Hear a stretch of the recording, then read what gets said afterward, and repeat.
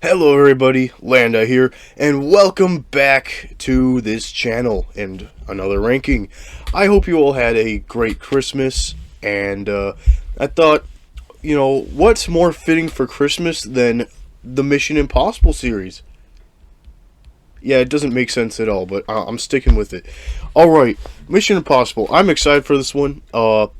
Mission Impossible is probably one of the most consistently good franchises, in my opinion. I love a lot of these movies. They're just really good action movies, and I recommend, if you haven't seen any of them yet, go and watch them, or at least if you like action movies. If you're not really into action or spy kind of things, I guess maybe you wouldn't like it as much. But like, I don't know, it's just really great around the board. Even my least favorite movie in this franchise, you'll find it's not really that bad. Like, I don't hate it or anything, but like, you'll just see that like this franchise is just really consistently good.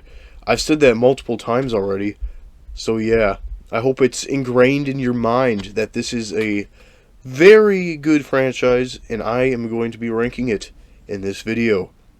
So, without further ado, let's get into it. Alright, starting off at the bottom, and for anyone who's familiar with this franchise, this should be no surprise. I have Mission Impossible 2. Yeah, this movie, it's pretty much agreed to be the least favorite. It's a bit weird, just the way that John Woo's direction style in this movie, it doesn't quite fit Mission Impossible, I feel like. And you just see that a lot of scenes and action sequences are just very weird, like all the slow motion over and over again, and all just the other aspects, and taking out the direction style, I just think that the actual plot and story of this movie just isn't as interesting. I just feel like, it's about a virus, I think, but like, even then, it's not the most memorable. I've seen this movie once, as opposed to the rest of these movies, which I've seen at least twice, if not more. So it's just like, yeah, this movie, it exists. If you're watching through the Mission Impossible movies, I mean, yeah, go ahead and watch this at least once, so you can say you've seen all the movies, 1 through 7. But, yeah, this is it easily sticks out as the worst in a franchise of just really good movies. Alright, in the number 6 spot, and already there's a pretty big jump from number 7 spot to number 6 spot. But I have Rogue Nation, that is the 5th one. And this movie is probably just the most forgettable, in my opinion. There's only one scene that I really remember from this, and that's the whole scene where, he's jumping into the whirlpool kind of thing, and underwater, holding his breath. That's a pretty good scene. I really do like that scene, but that's the only aspect of this movie that really stands out to me. And it's always just like, kind of just by default, this is my second to least favorite, because the 5 above this, I all have something really great to say about it. But this one, it's just like, that's a cool scene, but the rest of the movie, eh. Also, I'm pretty sure this movie has, like, not much humor at all. Which, I mean, humor is not like the main reason you watch a Mission Impossible movie, but it's nice to have there on the side. This might have been the movie to introduce Ilsa as a character. I'm not 100% certain on that. Regardless, this is my number 6 spot in this ranking, and I just think it's alright, I guess. Alright, number 5 spot. From here on out, these are just all excellent movies that I'd watch again right now if I could. And that just goes to show just the quality that this franchise has. That 5 of the 7 movies are just great movies, A and S tiers. I mean, that is a testament to this franchise. Number 5 is actually going to be the first ever Mission Impossible movie, which is just Mission Impossible. This movie is great. Of course, I think the big thing that people think about is the whole scene where they're breaking into the CIA headquarters, and that scene is just great. Of course, it's a great heist, but then it's really interesting how it's Ethan Hunt versus the world, almost in a sense. Kind of like an early John Wick in a way, where he's only got this select group of friends, and even those friends turn out to betray him, except for Luther, because he's a champ. But yeah, it's it's a crazy movie. Opening is just like right off the bat gives you the stakes of this movie, and then that ending. I think that it was just a really cool choice to basically make the main character from the show back in the 60s, I believe, to make him the villain in this movie. I mean, I guess if you watch the show and were a big fan of it, it might come off as a bit odd. But as someone who never watched the Mission Impossible show, I just thought it was a really cool like twist. You know, it's not something you'd expect, but I don't know. I enjoyed it a lot. Mission Impossible, just a great movie and a great foundation for this franchise. These next two are so close; they're basically equal. I like them both the exact same. However, because this is a ranking, and I'm not going to cop out, I put one above the other. But really, these could go back and forth any day. They're both amazing movies. So number 4, I have Mission Impossible 3. This is one of the most memorable movies to me when I first watched the movies, and it still held up second watch. But I just remember this first watch, I was blown away because my first watch through actually skipped the second movie. So I went first movie to this movie, and that was just a 1-2 punch of awesomeness right there. Right off the bat, I think you have to mention Philip Seymour Hoffman as the villain. I believe his name is Owen Davian. Oh my gosh, that is one of the best villain performances in cinema, in my opinion. He really just is a threatening presence. Talk about just a great force to oppose our main character. So much so, I'm pretty sure this is the Mission Impossible movie where the actual like plan, the MacGuffin, whatever you want to call it, isn't even really the main focus. I mean, it's there because it's a Mission Impossible movie, but this is really a movie about Ethan Hunt and his relationship with his wife, and then of course Owen Davian. It is a really good movie, and it also has some great action scenes. Of course, the big swinging around the buildings of Shanghai, that's awesome. The little the fight scene in the house at the end, or towards the end, I believe, that was a great scene. Like, excellent movie, one of my favorites, and it's here at number 4. In at the number 3 spot is, of course, the other movie that is basically tied with that one. I have Mission Impossible Ghost Protocol.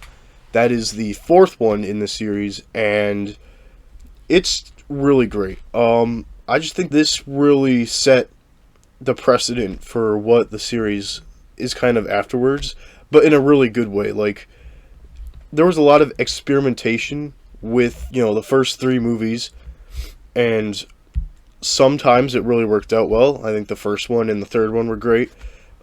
Sometimes not so much, second one. But then this is where they really found their footing. The action scenes or heists or whatever you want to call them, great. The Burj Khalifa scene, there's so much tension in that, just the climbing up it, and then the freaking sandstorm. Oh, it's great. And then also the Kremlin scene, I believe, is from this movie, and that's really cool how they use the, if you've seen it, the camera that takes picture of the wall and projects it on a screen. That was really clever. Of course, there's plenty of clever moments in this franchise, but that stood out to me as one of the more clever moments. And so I just look at this and I'm like, yeah, that's just a really good movie. And I think, the characters are great. Luther returns. He might have returned in the third one. I don't know. But he's here. Benji's here. Might be his first appearance. Either that or the third movie. I don't know. But he's a great character. One of my favorites as well. Honestly, all the characters in this franchise are the best. Let's be honest here. But seriously, this movie is great. It has plenty of action, plenty of humor, and it is just a really good Mission Impossible movie. Just really has set the standard for what they are today. Number 2. This is actually going to be the most recent Mission Impossible movie. I have here Dead Reckoning. Yes. This movie released this year, and it is one of my favorite movies of the year. The action sequences, I know I've said this for pretty much every movie, but they're great. That's just a big thing with these movies. The the train sequence at the end. Oh my gosh, that sequence, I would say it's the best of the year, but we've had other great sequences too, like the John Wick top down sequence and the one shot in Extraction 2. But still, it's up there on the podium of the best action sequences of the year. I love that so much. But also just, I really think the idea of this movie with AI being the villain is really unique. Like, AI is the villain, and then he's got a human, basically, to go around and do the dirty work that only a human could do, and not, AI, because it's not a physical being, at least not yet. It is really an interesting way to take the series, and considering how far AI is coming in real life, it really is a fitting antagonist, because it seems like it's real and it could be coming soon, this kind of problem. But you just have this huge tension where all these countries around the world are basically looking for this AI. Well, the AI has its plans of its own, and then Ethan Hunt is here to, well, him and his friends are here to basically destroy the AI, and it's all great. Yes, it is a part one, so it's only one half of the story, but this is how you do a part one correctly, because it really does have a satisfying conclusion while still being a part one. Like, you still feel like the characters accomplished a lot, and it didn't just end in the middle of an action scene. There was a good plot from start to finish, and I think that it really works. And this, again, this is how you do a part one, not Fast X. That was a bit of a cop-out, in my opinion, but this is how you do it. Alright, so if you've been counting what I've picked so far, then you might know that the number one spot is, in fact, Mission Impossible Fallout. This movie, start to finish, is just excellent. The cinematography, the way things are filmed, it's great. The scene where, Tom Cruise and Henry Cavill are skydiving out of the frickin' plane or whatever, that is amazing. Like, just the way it's filmed, it's probably one of the best parachuting scenes I've ever seen, and that's just one aspect of this movie. The whole concept, the premise, again, high stakes. It's about 3 nuclear bombs potentially going off if our heroes can't stop it. I don't know about you, but nuclear bombs, that seems like a pretty big stake. The movie, it is great. Of course, Henry Cavill makes a really good, twist villain. And, all the characters, they're on their A game. I think they brought back a little bit of the humor that was missing in 5, and then I think they actually continued that further in Dead Reckoning. But this movie, what really stands out to me is the whole ending sequence where they're at the medical camp and they're trying to disarm the bombs, and then you have the helicopter fight. Then you got Tom Cruise and Henry Cavill fighting on a ridge. It is excellent. It is so exciting. I'm getting excited just talking about it.